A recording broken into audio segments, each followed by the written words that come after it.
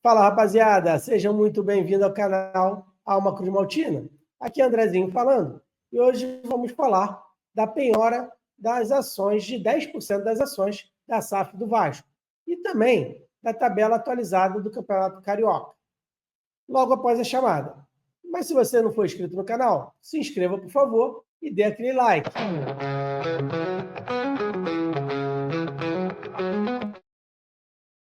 Vamos lá, galera. Para falar um pouquinho dessa penhora das ações da SAF, eu vou ler aqui um comunicado, uma informação dada pelo GE, até para vocês poderem entender um pouquinho, e a gente está aqui passando um pouco dessa informação.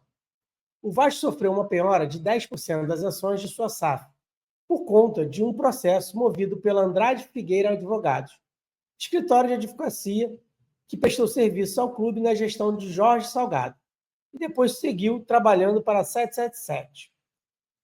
A ação é referente a honorários não pagos pelo Cruz Maltino. No total da dívida cobrada está na casa dos 3 milhões, referente à prestação de serviços advocatícios e consultoria jurídica contra ações judiciais que tinham o objetivo de impedir a realização da Assembleia Geral Extraordinária, para deliberar sobre a operação de cisão do Departamento de Futebol e integralização em sociedade anônima do futebol, bem como em eventuais lides que visem anular o resultado da AG SAF. Em sua defesa, o Vasco informou que inexiste qualquer identificação ou reconhecimento de firma no contrato que sustenta a presente execução, não sendo razoável a cobrança acima de 3 milhões de reais, acerca de um contrato em condições precárias de validade. Então, o Vasco não acredita que vai perder. Porém, tem o problema que o Vasco está nas negociações da venda, da sua venda SAF. Né? Tem com o Marinax, tem os outros dois aí. E com isso tudo, com esse travamento, fica muito difícil da realização da venda para a SAF, né, de acontecer. Porque, com certeza, quem está comprando coloca o pé atrás e, opa, tem mais problemas aí, a gente não vai ter problemas no futuro, então não vamos dar andamento na compra. Isso prejudica muito o Vasco. Então, gente, é uma notícia muito ruim para a gente, atrapalha muito essa venda e a gente precisa que aconteça logo, até porque a gente quer um elenco muito mais forte. Agora, isso é só algo que está atrapalhando, tá? Eu também acredito que nem o Vasco que não vai dar andamento, até porque existe uma proteção da SAF referente a não poder como é que eu posso dizer, essa dívida, né, acarretar para uma compra ou ganhar uma penhora de ação na justiça. Né? Aí o Vasco também está visando mais essa lei que existe da SAF e para se garantir com esses 10%. Mas é um problema.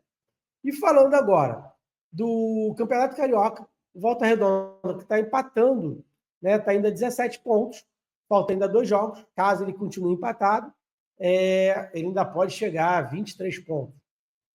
O Flamengo, ainda faltam 3 jogos, né? Um contra o Botafogo, um contra o Vasco e um contra um time pequeno. Então, assim, o Flamengo tem 14 pontos, mas está na frente do Vasco, na nossa frente do Botafogo e também do Fluminense.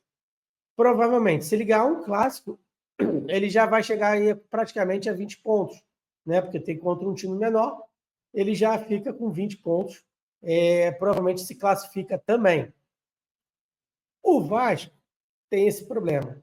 Se ele ganhar o Sampaio Corrêa, que tem que ganhar, não existe outra opção, ele vai 16 pontos.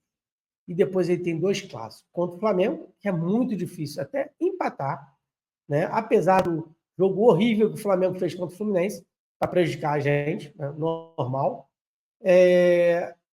Acabou que, se por acaso o Flamengo ganhar a gente vai contra o Botafogo, provavelmente os dois precisando ganhar. E vai ser um jogo muito, muito difícil. Né?